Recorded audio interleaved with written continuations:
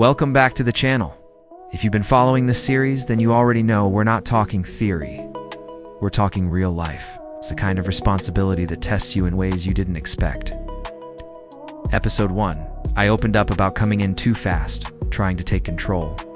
Not fully understanding what those kids were carrying, and learning the hard way that you can win battles, but still lose the relationship. Now we take the next step, because once you understand your role, the next challenge is how to lead when respect isn't automatically given. This week's message is simple. In a blended family, respect is earned here, not given. Why kids test stepfathers differently? I had to learn this without anybody telling me kids will test you. But in a blended family, they test you differently. It's not just to challenge authority, it's to understand you, to measure you, to see if you're real or temporary. When a man steps into their life, especially after instability, confusion, or emotional hurt, they don't just accept him. They question him, not always with words, but with behavior. Disrespect, distance, silence, pushback. And if you don't understand what's happening, you'll take it personal. But it's not always personal, it's protective. It's like a guard dog at the gate. It doesn't know who you are yet, so it barks, it tests, it pushes. Not because it hates you, but because it's trying to determine if you're safe. And if you respond wrong in that moment, you confirm their fear instead of earning their trust. Handling disrespect without ego. This right here is where most men lose control. Because when disrespect shows up, ego steps in. I'm the man, you're not going to talk to me like that, I run this house. I've felt it myself. But I had to realize that every time I responded out of ego, I made the situation worse. It stopped being about guidance and became a power struggle, and you can't build respect through power struggles. That's like trying to put out a fire with gasoline. It only spreads. I had to learn to pause, to separate my ego from the moment, to ask myself if I was trying to lead or just trying to win. Because winning the moment can cost you the relationship long term, and leadership requires patience, not pride. Consistency versus emotional reactions. One thing kids notice fast is inconsistency. If you're calm one day and reactive the next, if your tone changes based on your mood, if your discipline depends on how you feel. They don't see leadership, they see unpredictability.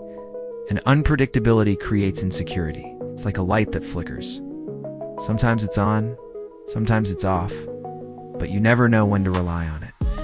Eventually, you stop trusting it. That's what emotional reactions do. They make you unreliable. But consistency builds trust.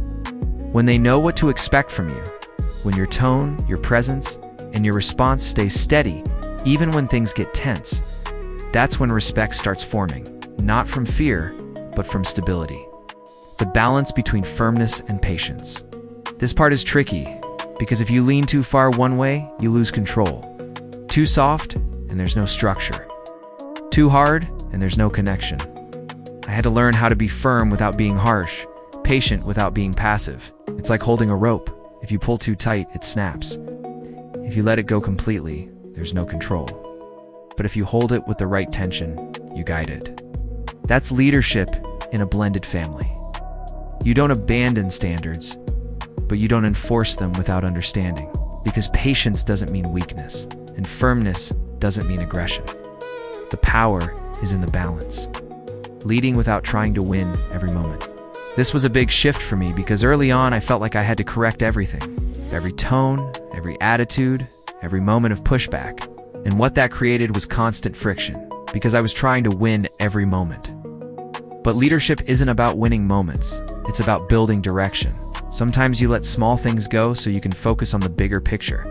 If you correct everything, you lose influence. It's like a man who stops every mile on a road trip trying to fix every small detail. He never reaches the destination. But the man who understands the journey knows what matters now and what can wait. That's how you lead, not reacting to everything, but guiding over time. So as we come to a close in this second episode, if you're stepping into a blended family, understand this. Respect isn't automatic. It's not given because of your title. It's earned through your consistency, your patience, and your ability to lead without ego.